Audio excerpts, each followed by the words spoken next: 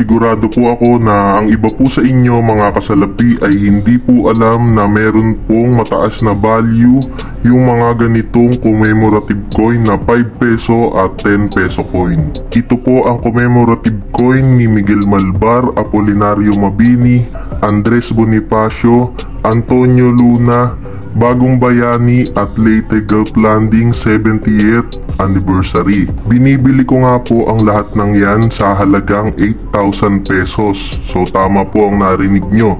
Patuloy po ulit akong bumibili ng mga commemorative coin na kagaya po ng nakikita nyo. Pero dapat po ay ganito po ang kondisyon ng inyong mga barya. So pag yan po ay marami na pong gasgas at medyo luma na, ay hindi ko na po yan binibili. Follow, like and share para makita ko po agad ang inyong mga mensahe. Maraming salamat po.